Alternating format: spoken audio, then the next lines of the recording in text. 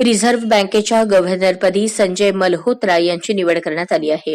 11 डिसेंबरपासून पुढील 3 वर्षांसाठी त्यांचा कार्यकाळ असणार आहे. कॅबिनेटच्या समितीने त्यांची महसूल सचिवपदी असलेल्या संजय मल्होत्रा यांची निवड रिझर्व्ह बँकेच्या गव्हर्नरपदी केली आहे.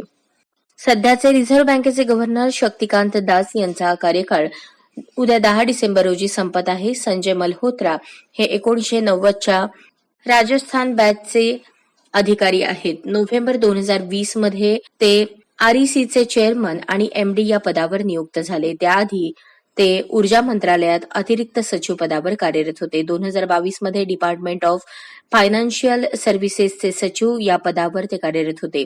संजय मल्होत्रा यांना केंद्र सरकारने रिझर्व्ह बँकेच्या संचालकपदीही नियुक्त केलं होतं. आता त्यांना आरबीआयचे गव्हर्नर हे पद देण्यात आलं आहे. पुढील 3 वर्षांसाठी त्यांचा कार्यकाळ असणार आहे.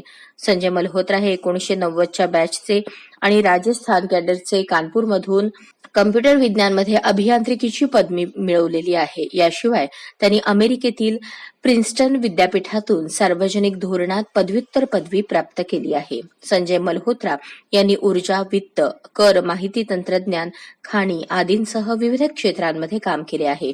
सध्या ते अर्थ मंत्रालयात सचिव आहेत. त्यांनी भारत सरकारच्या वित्त मंत्रालयाच्या अंतर्गत वित्तीय सेवा विभागात सचिवपद भूषवले होते. संजय मल्होत्रा यांना राज्य आणि केंद्र सरकारमधील वित्त आणि कर आकारणी या क्षेत्राचा मोठा अनुभव आहे.